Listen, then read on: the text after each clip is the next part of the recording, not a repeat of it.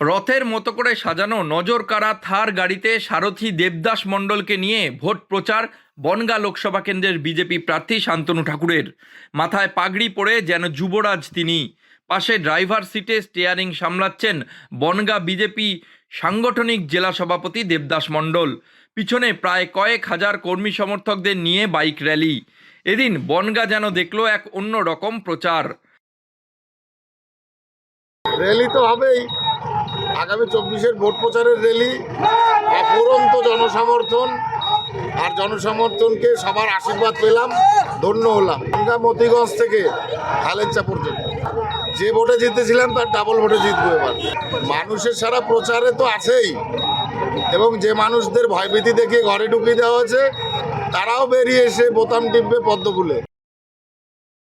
শান্তনু ঠাকুরের সমর্থনে বনগাঁ মতিগঞ্জ ঘড়ির মোড় থেকে বাগদা সড়ক হয়ে বাগদার উদ্দেশ্যে যায় এই শোভাযাত্রাটি।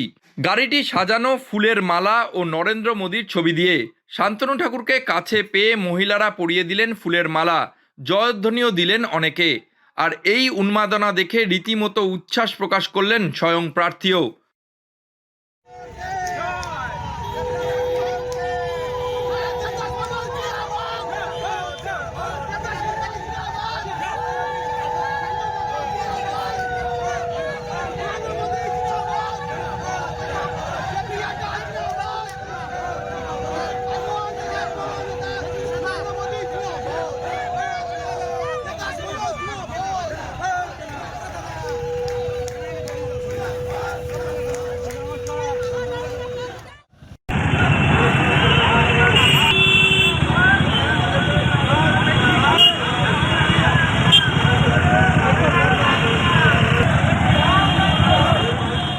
ইতিমধ্যেই সিএএ ও ঠাকুরনগর ঠাকুরবাড়ি মেলা ঘিরে নানা বিতর্কের মাঝেও প্রচারে কোনো রকম খামতি দিতে নারাজ শান্তনু।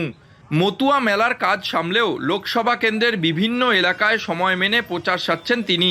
জয়ের ব্যাপারেও 100% আশাবাদী বলেও জানান শান্তনু ঠাকুর।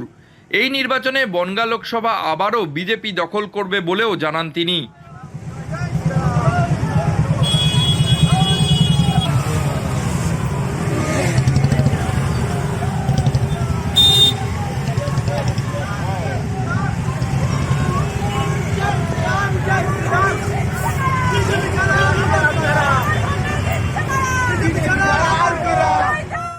সব মিলিয়ে এই দিনের প্রচার ছিল নজর কাড়া।